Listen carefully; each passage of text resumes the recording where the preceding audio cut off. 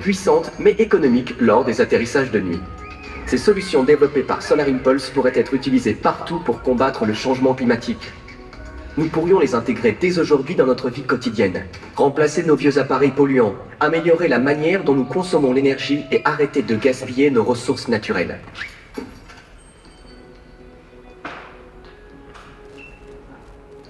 Grâce à un système sur mesure de communication par satellite installé à bord, le pilote n'est plus seul dans le ciel.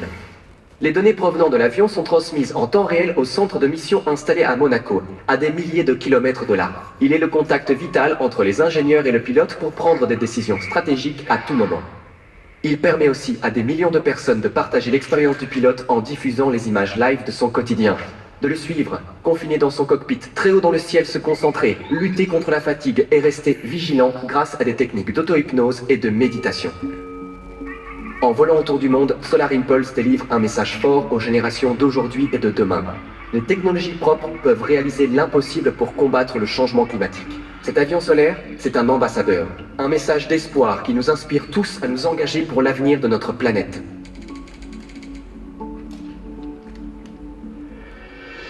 Comme Bertrand Piccard l'a imaginé, implanter les technologies propres dans notre quotidien est une aventure à laquelle nous pouvons tous prendre part. Solar Impulse.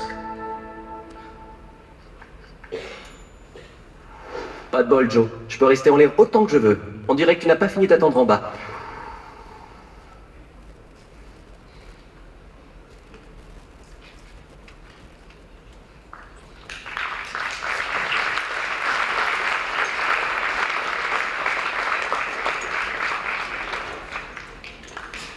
Bonjour à tous et à toutes.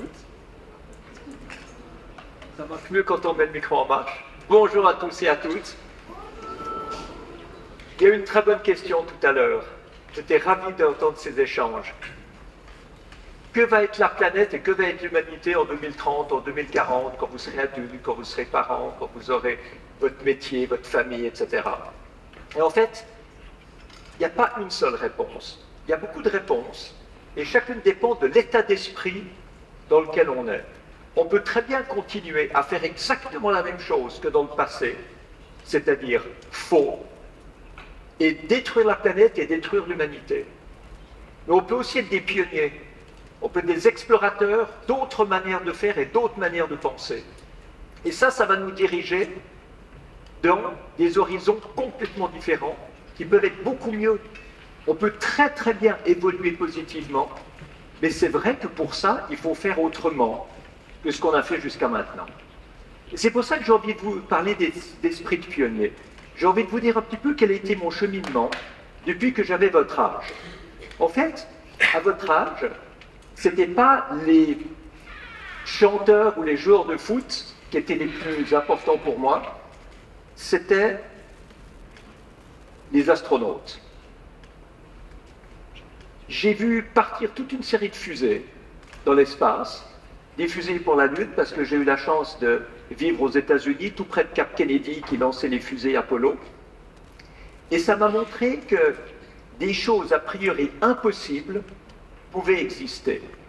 Je lisais dans des livres, je lisais dans des journaux, des histoires de conquête de l'espace, et puis la semaine d'après, je rencontrais des astronautes et je voyais partir des fusées. Et ça a complètement aboli la différence qu'il pouvait y avoir pour moi entre le rêve et la réalité. Je me suis dit que, finalement, si on pouvait imaginer quelque chose et que ça se réalisait, il n'y avait pas de limite. Il n'y avait pas de limite à la créativité, il n'y avait pas de limite au développement, il n'y avait pas de limite à l'exploration. Et en fait, tous les points d'interrogation devenaient des stimulations absolument extraordinaires pour avancer. Et comme mon père était un explorateur aussi, c'est lui qui est descendu dans la fosse des Mariannes à 11 km de profondeur avec son bathyscaphe, l'éducation que j'ai eue, c'est une éducation où j'avais toujours le droit de poser des questions. Et je suis devenu un cauchemar pour mes profs, j'avoue, parce que j'ai jamais accepté de faire quelque chose si je ne comprenais pas pourquoi je devais le faire. J'ai toujours demandé des raisons, des explications, quel était le but, pourquoi on ne pouvait pas faire comme ça, pourquoi on devait faire autrement. Et le résultat, c'est que ça a développé pour moi une curiosité extraordinaire. Et on ne m'a jamais dit, c'est pas de ton âge. On ne m'a jamais dit, arrête de poser des questions. Et ça, c'est quelque chose que vous devez aussi faire. Vous devez être capable de poser des questions et de remettre en question les choses qui sont communément admises. Parce que ce n'est pas parce que tout le monde fait quelque chose qu'on doit continuer à le faire. C'est très très important que vous vous sentiez, quel que soit l'âge que vous avez, des êtres humains responsables à qui on doit expliquer les choses, à qui on doit rendre des comptes, et vous devez être capable de cette manière-là de manifester si vous n'êtes pas d'accord avec quelque chose. C'est très important parce que normalement, on nous apprend que la vie c'est une ligne droite. On doit appliquer ce qui existe. On doit appliquer ce qui est scientifiquement prouvé, ce qui est communément accepté. Et en fait, on ne regarde pas assez à gauche et à droite. On a peur des doutes, on a peur des points d'interrogation, on a peur de ce qu'on ne connaît pas. Alors, on essaye d'éviter tous ceux qui pensent autrement et tous ceux qui risquent de nous remettre en question. C'est dangereux parce qu'on avance comme ça tout droit jusqu'au moment où il y a un obstacle. Et on tape dans l'obstacle et puis on se demande pourquoi la vie est si difficile. Parce qu'on ne croit pas qu'on a fait une erreur. Mais en fait, il y a beaucoup de choses qui deviennent des catastrophes dans notre monde simplement parce qu'on a fait trop longtemps quelque chose qui marchait. Et la situation actuelle des changements climatiques, c'est exactement ça. Quand il y avait 1 ou 2 milliards de personnes sur la planète, eh bien, c'était pas si grave de brûler un petit peu de pétrole, surtout qu'il y avait beaucoup moins de voitures, presque pas d'avions, et qu'on polluait finalement très peu la nature. Aujourd'hui, avec 8 milliards de personnes, 4 fois plus, qui veulent tous des voitures, qui veulent tous aller en avion, qui veulent tous des maisons, qui veulent tous des téléphones, de la fast fashion, de la fast food, etc., eh bien, ce qui marchait autrefois ne marche plus. Et il faut comprendre que si on veut être un acteur de notre vie, il ne faut pas subir une ligne droite qui va jusqu'à l'obstacle, jusqu'à la catastrophe. Il faut comprendre que la vie est faite de directions très très différentes. Il y a autant de directions que de manières de penser. Il y a autant de directions que de religions, que de pays, que de culture, que d'éducation. Puis ces directions, elles vont un peu partout et on ne sait pas toujours laquelle il faut prendre. Donc, il faut les explorer. Il faut essayer de les comprendre. Il faut voir où elles vont. Et c'est ça le sens de l'exploration. C'est quand on ne sait pas très bien où la direction nous mène et qu'on essaye, avec le risque de rater. On peut essayer quelque chose qui ne marche pas. Eh bien, on va prendre une autre direction. Mais on devient un explorateur de la vie.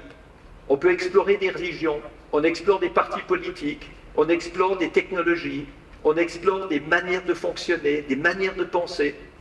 Et ensuite, on garde celle qui nous correspond le mieux. Alors, c'est vrai qu'aujourd'hui, si on regarde toutes les directions qui existent, on voit qu'il y a des gens qui pensent que les changements climatiques ne sont pas faits par l'être humain. Que c'est un réchauffement naturel et que par conséquent, ça ne sert à rien du tout d'économiser le CO2. Eh bien, est-ce que ça nous convient ou est-ce que ça ne nous convient pas? C'est là qu'il faut un esprit critique. C'est pas parce que quelqu'un dit quelque chose que c'est vrai, c'est pas parce que moi je vous dis quelque chose que c'est vrai. Ce qu'il faut, c'est examiner attentivement et comprendre ce qui se passe. Et aujourd'hui, on pense vraiment que les changements climatiques sont liés aux émissions de CO2. Mais c'est vrai qu'il faut savoir que d'autres gens pensent autrement. Il faut savoir que dans le monde, il y a tellement de diversité que ça explique pourquoi il y a tellement de réactions différentes. Pourquoi il y a des guerres, pourquoi il y a des conflits, pourquoi il y a des guerres de religion, pourquoi il y a des tas de choses qu'on ne comprend pas. Et c'est parce qu'il y a beaucoup de manières de penser différentes. Et ça, c'est quelque chose qu'il faut intégrer dans toute notre manière de fonctionner. Cette image-là, c'est une image que j'aime beaucoup et qui pour moi symbolise la vie. Tout à la fin du tour du monde en ballon, il y a 24 ans, bien avant votre naissance, avant l'atterrissage, j'ai pris une photo du hublot. Le hublot était givré par l'humidité de la nuit parce que quand on respirait, on est resté 20 jours, on a mis Brian Jones et moi dans la capsule. Pendant 20 jours, on a respiré, on a mis de l'humidité, ça a givré sur les vitres et ça fait des gros cristaux de glace. Et de l'autre côté du hublot, à ce moment-là, quand j'ai pris la photo, il y avait quoi? Il y avait un lever de soleil. Et c'est ce lever de soleil qui a mis toutes ces couleurs dans les cristaux de glace. Alors c'est vrai qu'on ne voit pas le lever de soleil tant qu'on reste de ce côté de la glace. Pour voir le lever de soleil, on doit être de l'autre côté de la glace. On doit gratter la glace et voir ce qu'il y a de l'autre côté. Et je trouve que c'est très symbolique de la vie elle-même, parce que souvent dans la vie, il y a de la glace qui cache le futur. Il y a des difficultés, il y a des crises, il y a des échecs, il y a des ruptures, il y a des tristesses. Et parfois on se dit, la vie est tellement difficile qu'il vaut mieux souffrir dans ce qu'on connaît qu'essayer autre chose, parce qu'autre chose on ne trouvera pas, on n'est pas capable, on est trop faible, on est trop seul, on n'arrive pas à le faire. Et on devient une victime de son passé, au lieu d'être un acteur de son futur. Je trouve que ce qui est très important, c'est de gratter la glace, c'est d'aller voir de l'autre côté. Quand il y a un problème, quand il y a une crise, comment est-ce qu'on peut l'utiliser? Et en fait, la crise, c'est quelque chose qui est très intéressant. Ce n'est pas seulement un malheur qui nous arrive. La crise, c'est un changement.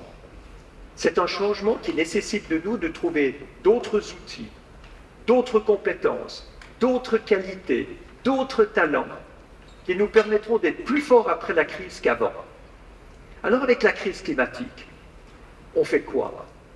On accepte d'être dans la glace, de souffrir, de rien faire, d'attendre que les autres bougent? Ben non. Je crois que ce qui est intéressant, c'est de voir tout ce qu'on peut faire aujourd'hui, grâce à la crise climatique, pour vivre mieux, pour avoir également moins de pollution, pour avoir moins de pauvreté, moins d'inégalités. Comment est-ce qu'on peut faire pour que l'humanité fonctionne mieux? Comment est-ce qu'on peut avoir des technologies beaucoup plus propres, mais qui, pas seulement produisent moins de CO2, mais produisent aussi moins de particules toxiques, moins de fumée, moins de plastique dans les océans? Comment est-ce qu'on peut faire pour arrêter d'épuiser les ressources naturelles de la planète? Comment est-ce qu'on peut faire pour sauver aussi la biodiversité, c'est-à-dire tous les êtres vivants sur cette planète?